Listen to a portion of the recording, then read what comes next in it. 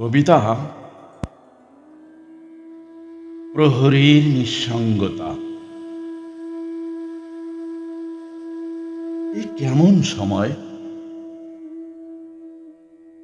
কোন অন্ধকারে হারিয়ে গেল মানুষের বিবেক? কোন অন্ধকারে যে হাতে ছিল নিরাপত্তা, আর সেই হাতেই শেকলের ভয়। যে বুক অন্যের জন্য দাঁড়াতো, আর সেই বুকেই পাথরের আঘাত। ইউনিফর্মটি আজ আর সাহসের প্রতীক নয়, ভয়ের পোশাক। যে পাহারা দিত সবাইকে, আর সেই খুঁজে ফেরে পাহারা।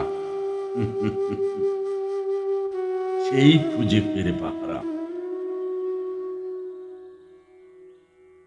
রাত জাগে পুলিশ, অথচ তার নিজের ঘর জেগে থাকে আতঙ্কে। দরজার ওপাশে মা ভাবে, ছেলেটা আজ ফিরবে তো। শিশুটি শিশুটি ঘুমের ঘোরে বাবার মুখ খুঁজে বারবার। আর আর কোনো এক অন্ধগলিতে বাবার শরীর ঘিরে ওঠে উন্মত্ত জনতা। সন্তানের জন্য বেঁচে থাকা মানুষটি তখন রাষ্ট্রের মাঝেই অসহায়। একজন পুলিশের ভুল থাকতেই পারে, সেও তো রক্ত মাংসের মানুষ। অপরাধ করলে বিচার হোক, আইনের কাঠগড়ায় দাঁড়াক সে। কিন্তু বিচার কি এখন পাথরের হাতে লেখা হবে? মবের চিৎকার কি আদালতের রায় হয়ে যাবে, নাকি সত্য খোঁজার আগেই একজন মানুষের জীবন শেষ হয়ে যাবে?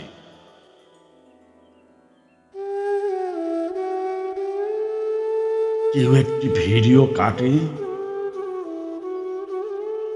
কেউ একটি শিরোনাম সাজায়, অর্ধেক সত্যের সঙ্গে মিশিয়ে দেয় কয়েক মুঠো বিষ। তারপর হাজার মানুষ ছুটে যায় একজনের বিরুদ্ধে। কেউ প্রশ্ন করে না, পুরো সত্যিটা কি। কারণ কারণ আজকাল সত্যের চেয়ে গুজবের পা অনেক দ্রুত ছোটে, অনেক দ্রুত।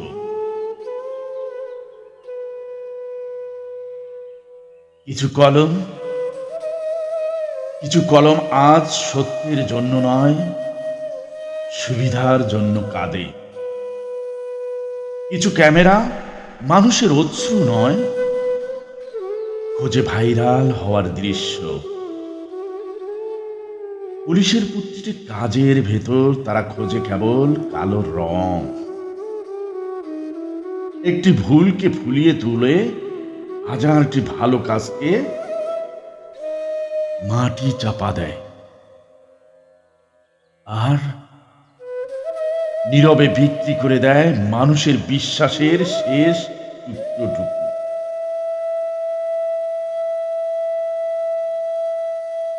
কেউ কি লিখবে,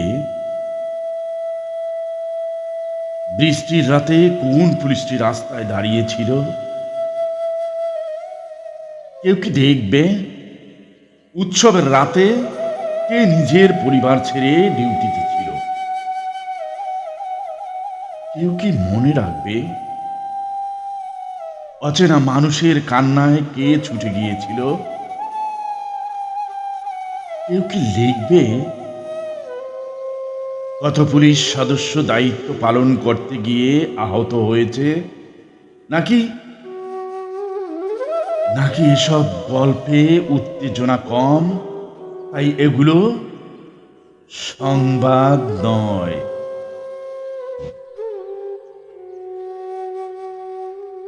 আজ ইউনিফর্মের মানুষটির ভিড়ে আজ ইউনিফর্মের মানুষটি ভিড়ের মধ্যে দাঁড়িয়ে কাঁদে না, কারণ তার চোখের জল হয়তো ক্যামেরার কাছে কন্টেন্ট। সে শুধু চুপ করে সহ করে গালি, অপমান, আঘাত। তার বুকের ভেতর তখন একটি প্রশ্ন কাঁপতে থাকে, আমি কি সত্যি এই দেশের মানুষের নিরাপত্তার জন্যই দাঁড়িয়েছি? সত্যি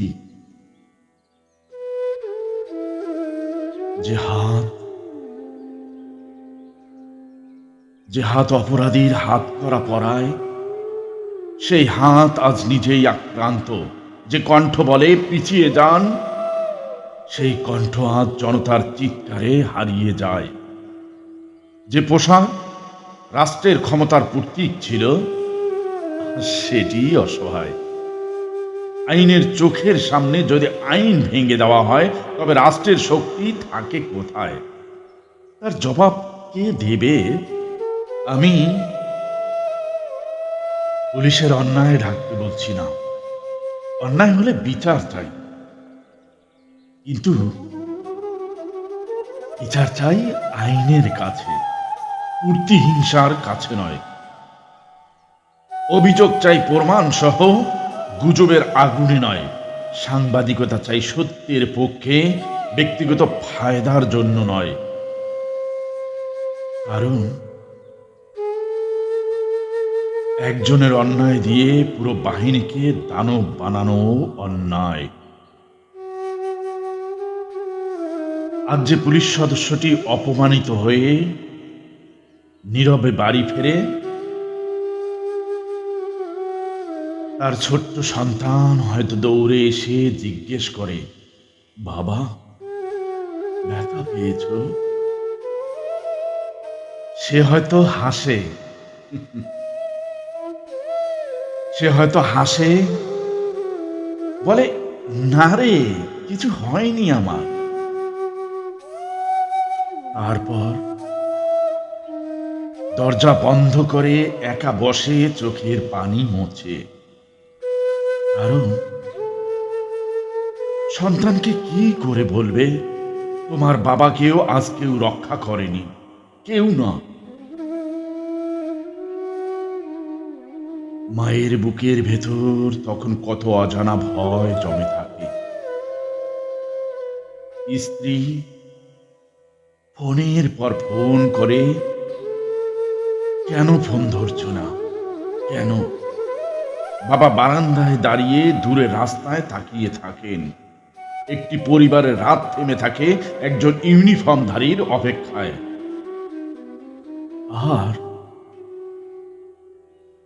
রাষ্ট্রের কোথাও হয়তো সেই খবরটিও হারিয়ে যায় হাজার গুজবের মাঝে, হাজার গুজবের ভিড়ে।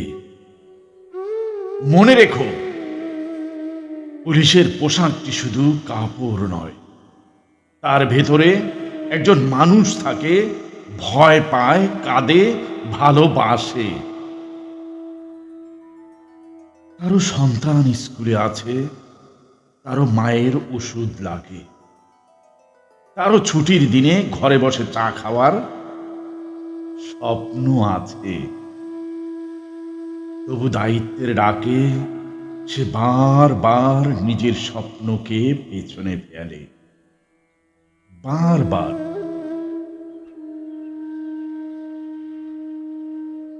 যেদিন রক্ষকের চোখে ভয় জন্মায়,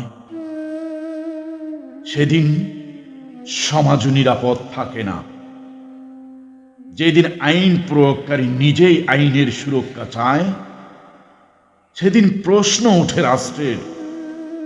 যেদিন মব আদালতের জায়গা নেয়, সেদিন ন্যায় বিচার নির্বাসিত হয়। যেদিন গুজব সত্যকে হারিয়ে দেয়, সেদিন বিবেক পরাজিত হয়, পরাজিত। আর যেদিন বিবেক মরে যায়, সেদিন সভ্যতার কবর খোঁড়া শুরু হয়। ভাই, তাই আর নয় অন্ধক্রোধ, অন্ধ প্রতিশোধ, অন্ধ গুজব। অপরাধী হলে বিচার হোক, নির্দোষ হলে সম্মান ফিরুক। সাংবাদিক হলে সত্য বলুন, আগুনে ঘি ঢালবেন না প্লিজ। মানুষ হলে আর এক মানুষের অসহায়ত্বকে বিনোদন বানাবেন না। কারণ আজ যে রক্ত দেখে আপনি চুপ, কাল সেই রক্ত আপনার দরজাতেও পৌঁছাতে পারে। যারা আমাদের পাহারা দেয় তাদেরও পাহারা দরকার। তাদের শরীরের নয়, তাদের মর্যাদা, অধিকার আর নিরাপত্তার। কারণ